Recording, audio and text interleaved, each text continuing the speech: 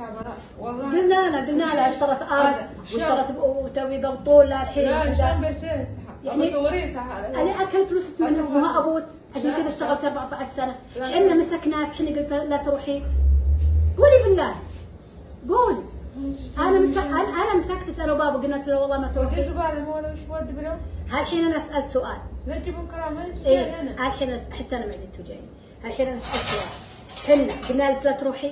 لا ما حق لا تروح. يعني انت تبى تقعدين هنا يا ما تجمعين فلوس عشان تسوي. waggaa 10 guutuu osoo maatii ishii bira hin dhaqin, osoo biyya ishiitti hin galin, osoo waa tokko hin jedhin mana tokko waggaa 10 guutuu teeche.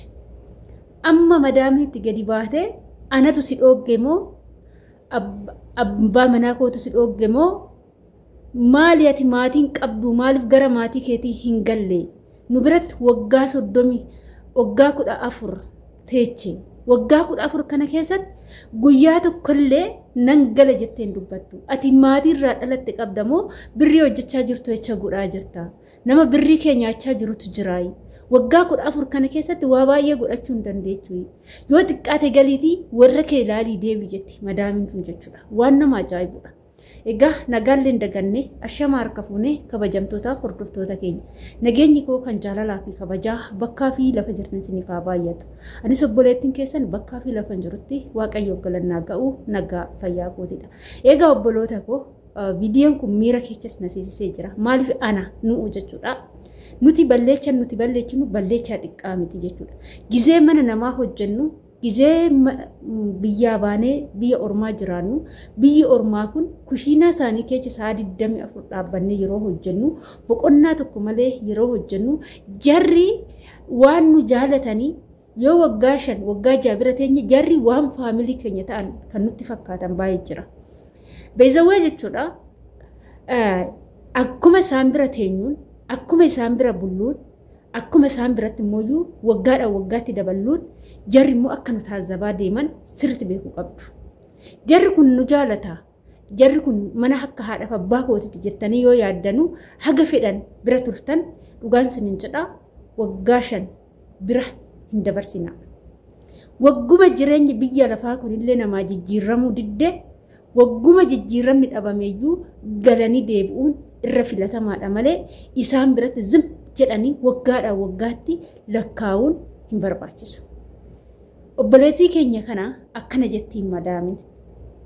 Ati nu bira erga taa'uu jammartee waggaa 14 guutteerta. Waggaa 14 kana keessatti gara maatii keetii galtee hin beektu. Gara maatii kee kanatti maaliif hin galle?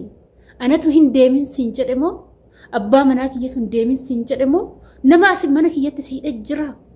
Maaf hin galle? Birrii nuti sii kenninu eecha goota maaltu dhuga birrii kee jettee gaafatte? Maaf sinitti fakkaata?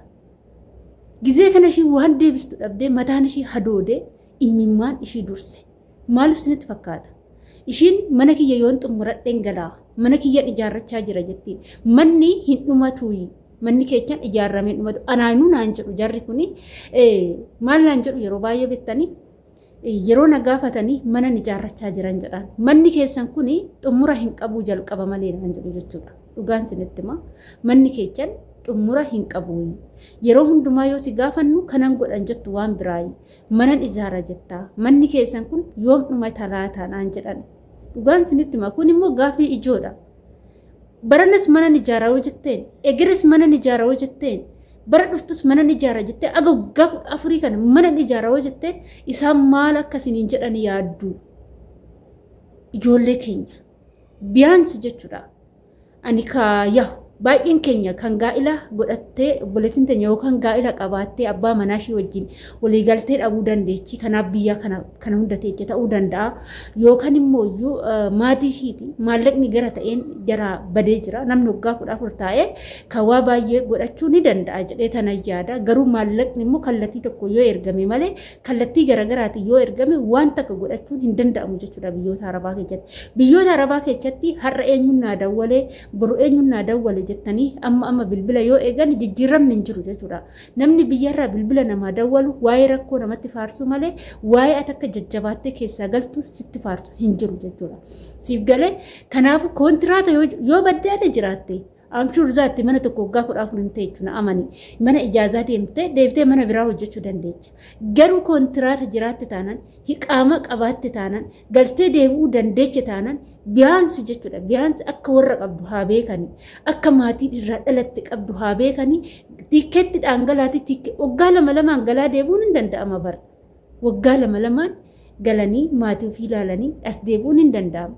Garuu akka nama maatii irraa dhalanne hin qabne, akka nama hin qabne, akka faamilii hin qabne zip jennee gizee mana gandaa teenyu kana nu jaalatu isinitti fakkaata. Faamilii keenya ta'a isinitti fakkaata. Faamilii keenya tasalleen ta'anii jechuudha. Tasallee hin ta'an faamilii keenya. Maaliif jennaani nuti biyya fagoo irratti dhufne. Biyya fagoo irratti dhufne. Jireenya jijjiiranna jenneeti itti dhufne malee irraan dhalanne yookaan immoo isaan keessatti nama isaanii wajjin hin dhalanne. Kana sirriitti beekaa. Unkaan kanaa miti biyyatti dhalanne keessatti mana namaatti qaxaramtee waggaa dheeraa odoo hojjette jarri sun hin barre akka waan wayititti si xireeffatu hin beektaami. Kanaafuu yaa obboloota koo dhugaan isin jedha. Dogongora akkanaa dogongora agana ga'u kan hin dogongorina. Biyaansi galaati waan keechanuu ijaallaalaa maal akka hojjettan. Fakkeenyaaf akkana gochuun danda'ama. Gizee maallaqaa waggaa 2 waggaa 3 biyyatti ergitanii sin jalaa bade haga waggaa 2 osoo biyyatti hin ergin maallaqa keechan asitti qabattanii gaafa galtanii maallaqa waggaa 2 san qabattanii galtanii waan wayii lafa isaa ta'u waan wayii bitattanii as deebi'uu hin dandeessu. Mana kanatti deebi'uu yoo baattanii bakka biraatti deebi'uu hin dandeessu. Dirqama mana san waggaa kana hunda teechanii haga isaan sin taazzabanii afaan baasanii sinitti dubbatanii maaf hin galle hanga sinin jedhanitti hin eeginaa jechuudha. Jiruun biyya lafaa kun hin guuttu. Dhugaan sinin jedha hin guuttu. Waggaa 14 biyya ormaa yoo teeche amma waggaa 14 gaafa biyyaa baatoo waggaa 15 taate har'a waggaa 30 guutuuf maaltu si hafe obboleettii koo. Biyaansi jireenya keetiif gara fuuldura keetiif indee maali gaafa duune gallee nyaannamoo gaafa duune gallee nyaanna maatii keenya biyya keenya waggaan 14 kana keessatti guyyaa takkitti boqonnaa namaan hin kennan bayzawee ijoollee Saa'udii jirtan hin beektu. Ijoolleen biyyoota biraa jirtanii boqonnaa yeroo tokko namaa kennama. Ijoolleen boqonnaa hin baana hin jedhu jechuudha. Saa'udii kanatti boqonnaan abadan hin jiru jechuudha. Sa'aa 24 dhaabbattee hojjechuu hojii isaanii malee waa biraa isinirraan barbaadu jarri. Waa biraa isinirraan barbaadu nurraan barbaadu. Dalagaadha jechuudha. Kanaafuu aguma fedhes yoo ta'e maallaqa har'asitti hojjechaa jirru kana bar gaafa iddota saduunee nu jala gosoggozanii nu awwaalan jechuudha. Maallaqni nu har'a waggaatti xaarree ta'u hojjennu kun odoo duuneyyuu reeffa keenyaa nuuf hin galchu jechuudha. Maali shamarran keenya maal taatanii? Biyaansi mee galaati yuunifoormuma kanaaf irraa baasaa biyya keessatti ji'a 2 ji'a 3 bashannanaas deebi'a. Waggaa dheeraa mana san hin taa'inaa dhugaa.